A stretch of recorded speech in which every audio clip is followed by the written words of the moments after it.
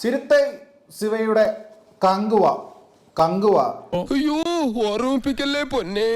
ഇതുപോലൊരു ഊമ്പിയ സിനിമ എന്ന് പറഞ്ഞു കഴിഞ്ഞാൽ ഇങ്ങനെ ആവർത്തിക്കരുത്.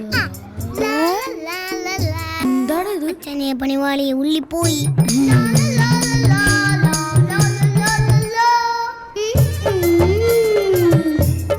അപ്പൊ കങ്കുവ കണ്ടിറങ്ങി ഓടിച്ചോട് എങ്ങനെ ഉണ്ടായിരുന്നു അഭിപ്രായം എന്ന് ചോദിച്ചു നോക്കാം. ഈ പടം എങ്ങനെ റിലീസ് ചെയ്താൽ ഇറങ്ങുന്ന തിയേറ്ററിൽ പോയി നോക്ക്. അവിടെ കേൾക്കുന്ന അനാവശ്യമായിരിക്കുള്ള അനാവശ്യം. സിനിമ കണ്ടുകൊണ്ടിരുന്നപ്പോ റെഡ്യൂസ് സിഗ്നലിന്റെ വണ്ടി മോന്ത പിടിച്ചു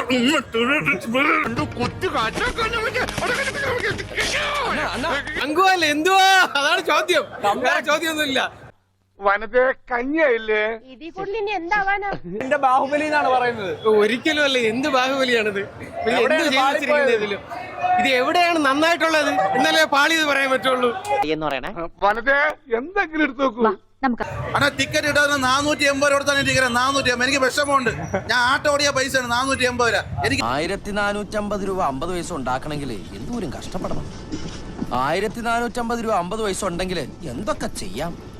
1450 രൂപ 50 പൈസ ഉണ്ടെങ്കിൽ എന്തോരം ഏത്തപ്പഴം വാങ്ങിച്ച് പുഴുങ്ങി തിന്നാം. എന്താട്ടാ 350 കോടി പോയ പ്രൊഡ്യൂസർ. ശത്രുവിന് പോലും ഇങ്ങനെ ഒരു ഗതി വരുത്തില്ലേ അണ്ടവാ.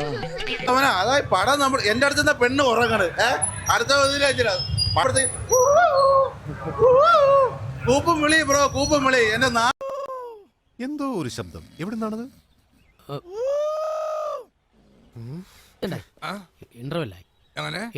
ഇന്റർവെല്ലായി. ഓ വളരെ സന്തോഷമായി.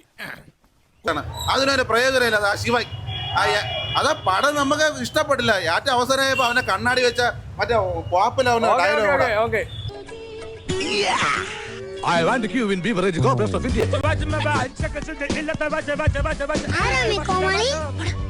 ഞങ്ങൾ എല്ലാരും തിയേറ്ററിനകത്ത് ഉറക്കമായിരുന്നു. ആരും പടം കണ്ടതായിട്ട് എനിക്ക് അറിഞ്ഞൂടാ. കുറച്ചു കാലത്തിന് ശേഷം നന്നായി ഒന്ന് ഉറങ്ങി. ഒന്നും കൊള്ളൂല.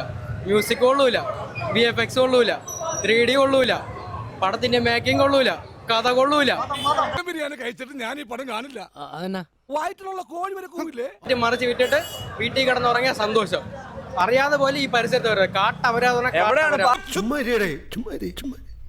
ശിവയുടെ പടം എങ്ങനെയായിരിക്കും അറിയായിരുന്നു. സൂര്യക്ക് വേണ്ടി വന്ന് കണ്ടെന്നേ ഉള്ളൂ. ഇതുപോലെ അവരാധ പടം ഇടക്കാലത്തൊന്നും കണ്ടിട്ടില്ല സത്യം.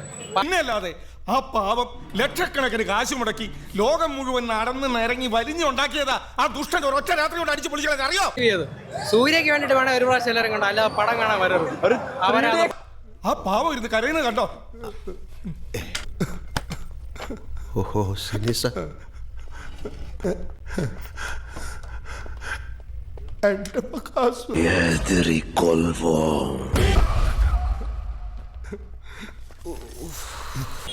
ഇന്റർവെൽ ആയപ്പം ഇനി ഉണ്ടല്ലോ എന്ന് വിചാരിച്ചിട്ട് വീണ്ടും തലേ കൈ വെച്ചിരിക്കുവായിരുന്നു.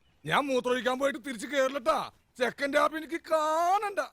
இந்த மாதிரி கீழ்த்தரமான படங்களை எடுத்து தமிழ்நாட்டு மக்களை சோதிக்காதீங்க. இது ஒரு வார்னிங்கா இருக்கும் உங்களுக்கு. സാർ പറഞ്ഞു കേട്ടില്ലേ? എല്ലാരും മാറുന്നേടാ. സാറ് പോയട്ടെ. എല്ലാരും പാവത്തന്മാരാണ്. கச்சிதமாக இருக்கும் இந்த படம் தான் கங்குவா. மொத்தத்தில் கங்குவா ഒട്ട് തൊങ്കവാ. ബീപ് അസല് പച്ചത്തറി. ഞാൻ വേണേ ട്രാൻസ്ലേറ്റ് ചെയ്ത് തരാം.